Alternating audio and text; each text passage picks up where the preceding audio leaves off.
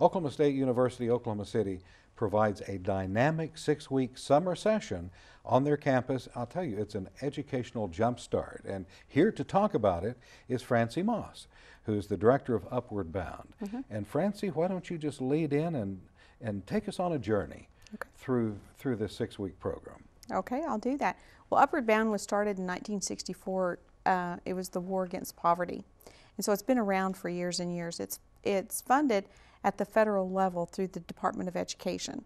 And so it is a grant program, and it's housed on usually college campuses, because the whole goal of the program is to take first generation, meaning neither parent has completed a bachelor's degree and they qualify for free or reduced lunches, and get them a jump start into college. And in the summer, we take 9th graders through seniors in high school, and on our campus they'll be there for 6 weeks, and we teach English, math, lab science, a foreign language.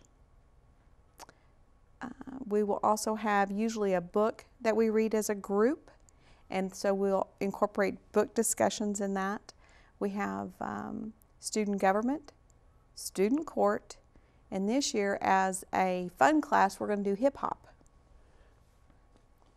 So when our student finishes our program, they stay with us through their senior year in high school.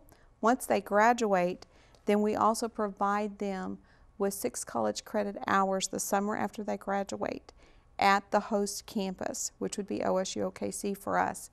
And we pay for their tuition, fees, books, and meals. And we basically mentor them through their first 6 college credit hours, and then we also assist them in enrolling in the fall at whichever college they want to attend. So going back to qualifications for a minute, age qualifications, income qualifications, are there any other qualifications involved? For OSU OKC, we have 3 target schools. That's Northwest Classen, PC West, and Western Heights. But if someone lives close to a college campus, they can sure check that campus and see if their school is one of the target schools for that campus. You have a broad range of learning experiences packed into this 6-week summer program. That's correct. And even life skill exercises. Now, let's speak to that for a minute. Okay. Life skill exercises. Okay. Life skills are so important because we teach the whole student. We look at the whole child. And yes, we focus on academics, that's the primary, but we also teach etiquette. We want them to be well-rounded. We want them to be able to walk in to just about any situation, feel comfortable. And life skills are, that's something that I feel like sometimes is missed. And we kind of focus on that. That is interesting, because if we look at it philosophically, one can be well educated but not socially skilled. Correct. And I hear from time to time people saying, well, the younger people just don't behave very well. That's correct. And that goes back to life skills. It does. It does. It all connects. It all connects.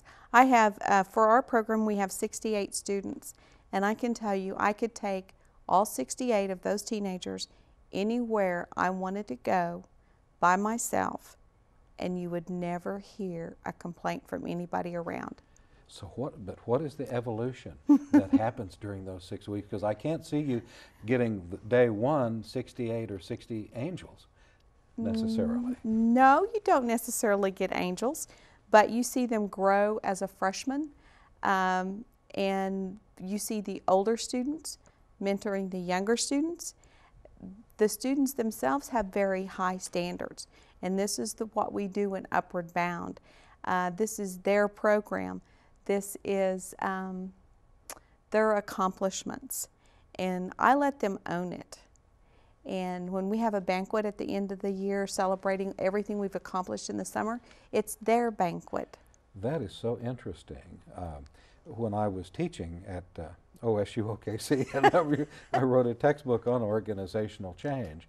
And the key to it that I saw is people must own what they do. If Very they much don't so. feel they have an ownership, then they're divorced there's an emotional distance away from what's happening. Let's speak to that some more, because that's so critical, I think. And it's very critical for our students to be successful in higher education, I believe, because they have to own it. And if they don't own their education in secondary, how are they going to own it in higher ed? And I was a non-traditional student, so I come from a little bit of where my students come from, and I teach them to take ownership of their college for their higher education experience, because it's their experience. I also tell them that I ask them this question, and when I first ask it, they look at me kind of funny, and I said, would you hand a stranger your wallet and ask them to hold it for you? And they say no. And I said, then how can you hand someone else your college experience? Because it is the most valuable thing you will ever do for yourself. Education is one thing that you can never leave, never lose. It can never be taken from you. So this is the most valuable thing you will ever do in your life. So are you just going to hand it over to somebody else? So that's where I come from. How do you instill over these 6 weeks that feeling of ownership, that they can own their understanding of math and science, or it's student government, that they can feel an ownership in these processes? Student government, we actually have an election, and so they get to elect all of their the president, vice president, secretary, treasurer, and there's certain things that the student government gets to vote on. We give them a voice, so it really does have a voice. And then student court is where we really come down to accountability. We have student court. Really? We do. And they elect a judge and a prosecuting attorney, a defense attorney, a bailiff, we give out good summons and bad summons. And if you get a bad summons, then there is a fine. So these students also receive a stipend. I forgot to say that. So they receive a stipend every week for attendance. And but this fine could be anywhere from 50 cents to $2. And they have to go to court, and there is a jury chosen of their peers, and then the students get to decide. And so they get to go through that process. And the student on the other side of that, the student who has the most good summons, that's for being caught doing something good, holding a door for someone, being kind to someone, including someone, just things that we need to do every day to be a good person.